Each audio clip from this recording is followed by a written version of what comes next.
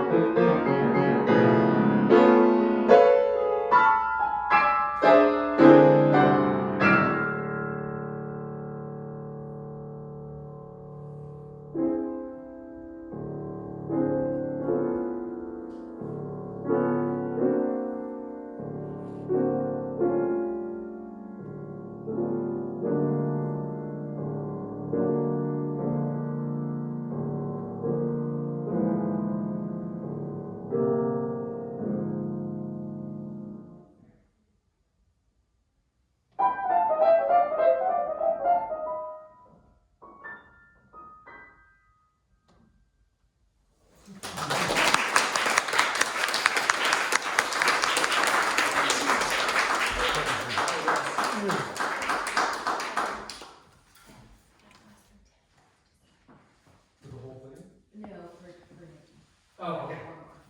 Okay, great. Well, the good news is you played it so well, so that's great. So did you choose this piece? No, my teacher kind of, I usually do like Mozart and Chopin. Yes. My teacher kind of wanted me to do something different. Yes. And so who chose it? Mr. Gary gave me like a couple pieces that I kind of like were kind of from this, like that were kind of different from like Beethoven, Chopin, what like normal kind of stuff, like this kind of augmented. I mean, like kind of I get it. well known. What's a better word? Well known? Is that a better word? I call it old and famous. I call some music, because some music is very old, but it's not very famous. Some music is very famous, but it's not very old. Like Star Wars is not very old, but it's quite famous. Bach, Random Cantata number 23 is not necessarily super famous, but it is very old.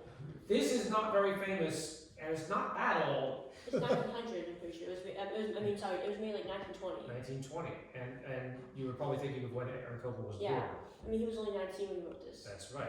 That's quite impressive, right?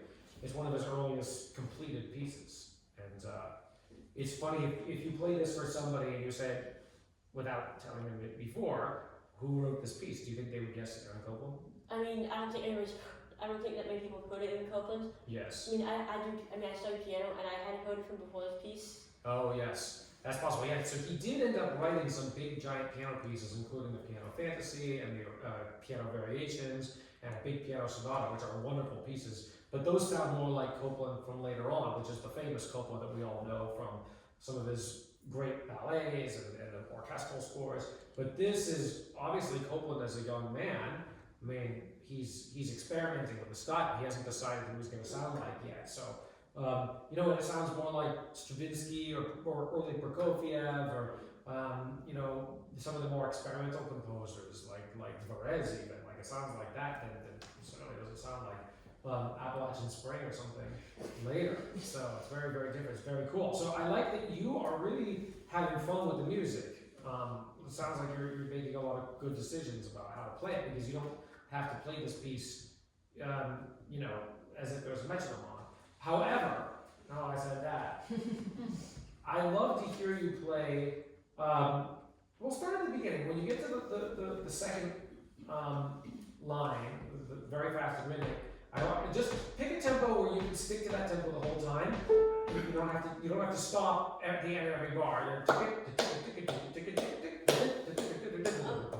So my teacher kind of said that if I kind of stop, he said I kind of asked the intensity a little bit because the audience doesn't know where you're going next, kind of. Yes, but if you do it every single time, then they do guess exactly where you're going. How do you do this? You can stop one of the times and see if you like that.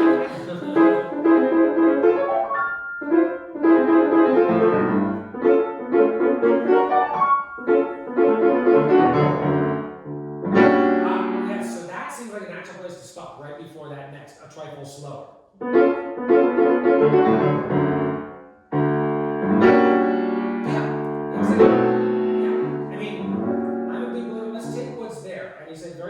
Rhythmic, and look at how many other fermatas there are. There are fermatas all the time. There's a fermata at the end of bar 4. There's a fermata on page 2 before Still Faster.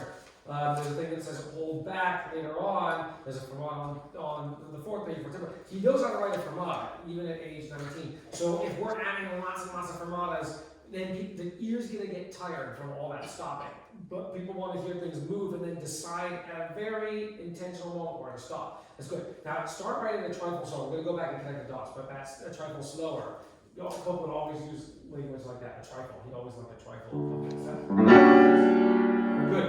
Okay, that's very scary. Okay, but it's a cat and a mouse, right? Yeah. Which one is this part? Is this a cat and a mouse? I mean, this is definitely a cat. Definitely a cat. Okay, but is this a house cat?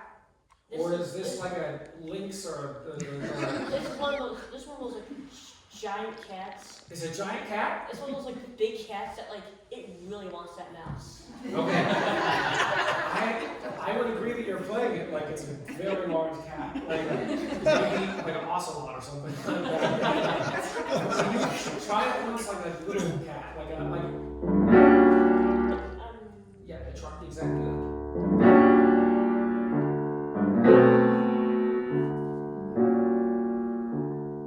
exactly as it says, sinister but piano. And then the third bar is just to pianissimo, and everything needs to be super quiet. So there's a little teeny crescendo, very, yes? It says a sinister and then crescendo son forte. Yes, sforzando. Sorsando, sorry. Yes, sforzando. So the thing about sforzando that's interesting is that's a contextual dynamic. Sforzando is not an objective dynamic. You can have a sforzando even in pianissimo or piano, and I think that's what's happening here. So rather than it being just sforzando, 110 decibels, no matter what, sforzando probably means in the piano. It's a sinister. I think this is a cat. Do you have a cat at home? No. No cat. Okay. He's allergic. Oh. If he wasn't allergic, could you get a cat? Yeah. Okay. He hates cats and he's allergic. Oh, he doesn't like it. Well, that's a problem. Okay, no cat. So, I mean, the thing about them is that they really are, you know, they're very quiet animals, right? And I would imagine even this big cat, it can move quietly. Like they're not. This is a sneaky cat. It's a sneaky cat. This is not a big giant cat bumbling. This is not you know, like a cartoon cat. It's a funny cat. You know what I mean? Like this one is sneaking. You know, it's stealthy, right? So think about that. Try to imagine that even if you don't have one, you've seen them around. There's probably one walking around outside somewhere here. Yeah. Okay. We're out of time. Wait, well, just play the sneaky cat thing, okay? Even quiet.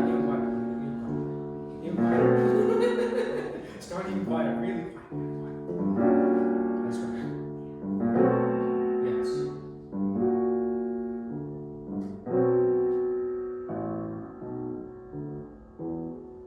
Yeah, what does that do?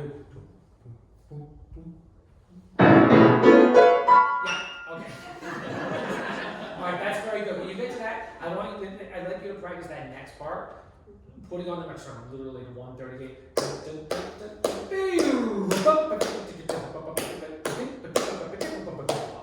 Just put on the metronome and drill that section. Even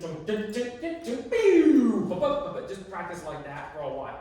Then decide if you want to put in the stops. But that's what I recommend. It's very good. Okay, and also maybe go find a person who has a cat. and watch it for research. Okay, watch it. Just watch that cat. Like you know, it's usually watching us. And if you really don't like this person, you can let a mouse loose and see what happens. Okay, it's probably bad. You can't experiment on animals with it. But okay, but anyway, I imagine Copland probably did watch that for his own research back in the day. You know that. Okay, so anyway, very nice, excellent job.